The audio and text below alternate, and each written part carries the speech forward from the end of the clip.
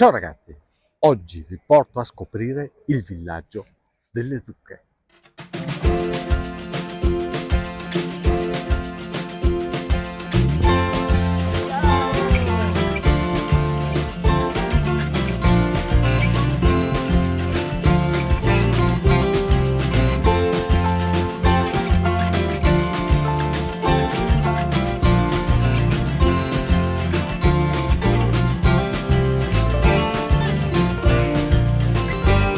Mi trovo a Villorba, alle porte di Treviso, e qui immaginate di essere in un mondo parallelo, immerso in qualcosa come 15 campi da calcio, un'area equivalente.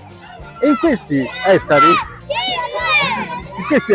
ci sono circa 300.000 zucche e oltre, che sono state utilizzate per creare diversi percorsi attraverso i quali sensibilizzare o educare le persone non soltanto al consumo e alle peculiarità di questa cucurbitacea, ma anche per far scoprire un po' di più quello che è il mondo agricolo. E ci sono veramente tante curiosità, quindi cominciamo subito ad andare a vedere che cosa c'è.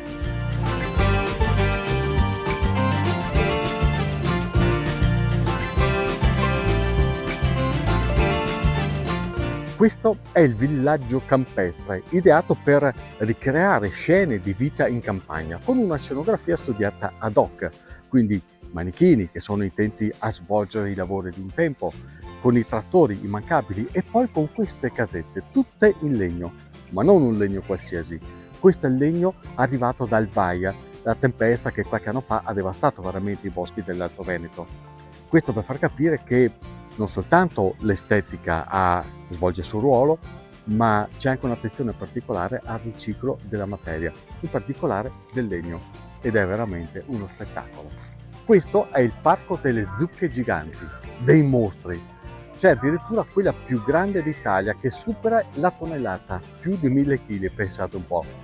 Immaginate quanti risotti si possono fare, e anche tortellini, e ravioli, e vado a chiedere in cucina.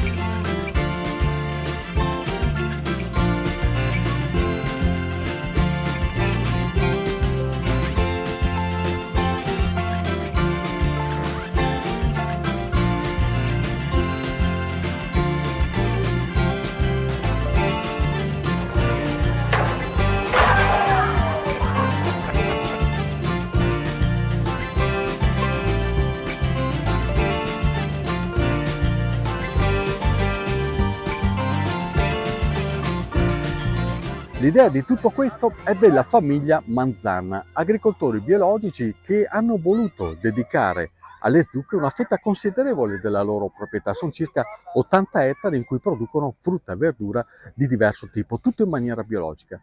15 di questi ettari sono dedicati per l'appunto al villaggio delle zucche prodotte interamente in azienda. Spesso, quando si celebra l'autunno, il riferimento classico è alla vendemmia, se parliamo di prodotti tipici, quindi all'uva oppure ai marroni o alle castagne. Alla zucca invece diciamo che non sempre è riservata la stessa enfasi. Invece i Manzan lo hanno fatto ideando decine di situazioni tematiche in cui si può approfondire tutto il mondo della zucca, che è un mondo veramente straordinario, fatto di tanti aspetti, alcuni insospettati e sorprendenti. Quindi continuiamo nel nostro viaggio.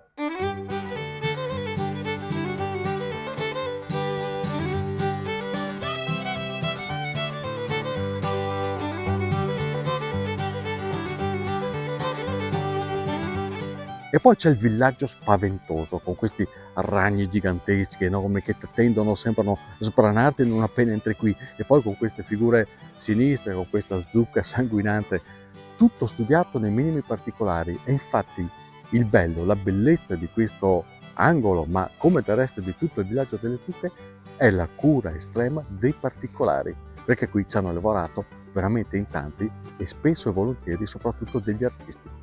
Quanti lavorano per allestire un'attrattiva come questa? Allora, noi sì, non c'è solo la famiglia Manzan, ma insomma sono tante persone al lavoro, oltre che per il villaggio, in generale per Nonna Andrea. Nonna Andrea siamo ormai 90 persone che lavorano tutto l'anno nell'agriturismo e nello shop, oltre 80 ettari coltivati in campagna. E qui al villaggio, se dobbiamo fare un conteggio, ormai arriviamo alle 200 persone al lavoro per il villaggio, quasi un anno intero di lavoro, 200 persone suddivise tra allestitori, manutenzione, personale food and beverage, le persone del negozio, l'intrattenimento, insomma è una squadra bella grande. Perché è nato il villaggio delle zucche? È un nuovo modo di fare agricoltura? Allora, è una bella domanda. Allora, nasce quasi come un gioco, uno scherzo, nel senso che ormai siamo alla quarta edizione così grande. Qualche anno fa, questo si parla di 5-6 anni fa, avevamo fatto una grande produzione di zucche, ok? E Luca, il figlio di Paolo e Sonia, uno dei 3 soci di nonna Andrea, ha detto: ma abbiamo fatto così tante zucche, perché oltre che dentro il negozio non le mettiamo anche un po' sparse per il giardino, e magari ci mettiamo anche qualche spaventapasseri, no? Vediamo di fare una roba magari carina. Da lì abbiamo visto che le persone hanno iniziato ad apprezzare la cosa, arrivavano, ci si facevano le foto e così via, e poi è stato un crescendo, diciamo.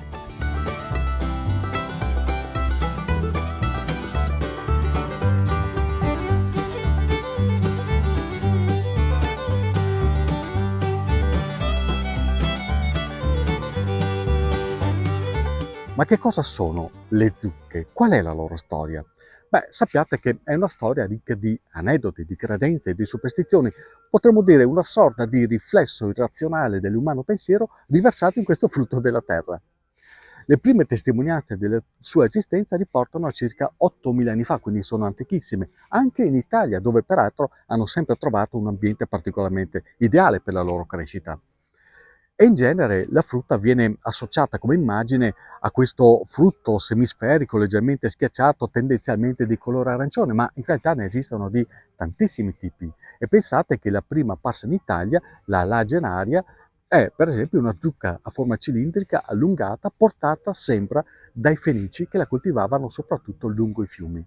Ma poi questo frutto piacque talmente tanto anche ad Etruschi e Romani che non solo continuarono a coltivarla, ma addirittura arrivarono anche ad esaltarne doti, pregi e caratteristiche, come fece anche Plinio, lo storico romano, che la definì addirittura il balsamo dei guai per l'essere umano. E qui si apre l'ampio ventaglio delle credenze e delle superstizioni legate alla zucca, derivanti dal suo ciclo vegetativo molto rapido, cioè i frutti crescono molto velocemente, diventando poi di forme e di colori diversi.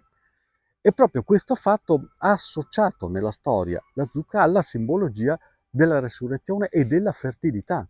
E quale fu uno degli effetti? Che il consumo della polpa a un certo momento storico si ridusse drasticamente a vantaggio di quello dei semi, soprattutto tostati, proprio per il richiamo alla fertilità. Da qui però il passaggio alla nomea di frutto vuoto, cioè di frutto non in grado di dare semi, fu immediato. Ed anche da qui sembra che nasca l'epiteto di zucca vuota o testa vuota, riferito a una persona poco astuta. Oddio, a me mi hanno chiamato così tante volte. Ma anche zuccone, zuccon.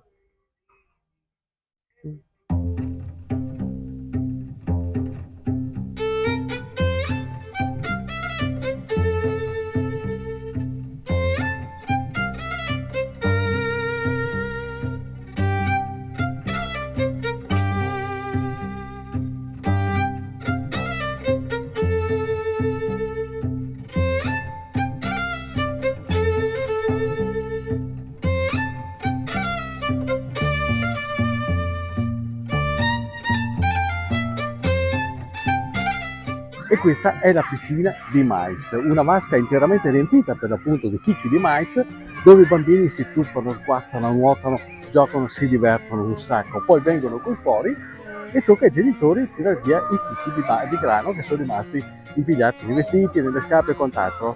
Così si divertono anche i genitori. 300.000 zucche che alla fine dell'esperienza del villaggio dove andranno? Sono oltre 300.000 zucche, allora la maggior parte delle zucche del villaggio viene venduta. Poi le zucche, quelle magari degli allestimenti o quelle che non vengono vendute, allora, quelle che poi ovviamente per fine ciclo marciscono diventano compost, però invece c'è tutta una parte di zucche che noi doniamo alle scuole del territorio, alle associazioni che ne fanno richiesta. Alla fine, Carlo, qual è il messaggio che si vuole trasmettere con un'iniziativa come questa? Il messaggio che vogliamo trasmettere è che la campagna merita di essere vissuta tutto l'anno, ogni stagione in campagna è bellissima, qui celebriamo la magia dell'autunno, il colore delle zucche, il colore che appunto ci dona la campagna in questi giorni qui, e la nostra mission come nonna Andrea, di portare le persone a vivere la campagna in modo diverso e divertente. 80 ettari, ma 15 destinati al villaggio. È una rotazione a sé? Diciamo che ormai sì, una parte è destinata al villaggio, e diciamo che oltre al villaggio delle zucche, poi ogni stagione qua cerchiamo di fare un qualcosina con questi ettari che abbiamo proprio qui. E in primavera abbiamo oltre 250.000 tulipani che fioriscono, poi arrivano le fragole dove anche si può venire a fare un po' di autoraccolta, in estate i girasoli, quindi ogni stagione i campi prendono vita, si colorano e portano le persone qui. Questo è il grande padiglione dedicato alla gastronomia, qui si possono mangiare veramente tantissime cose, no?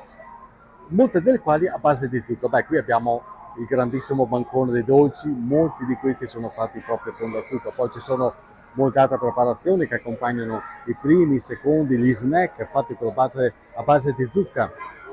Ma a me mi ha incuriosito tantissimo il cappuccino.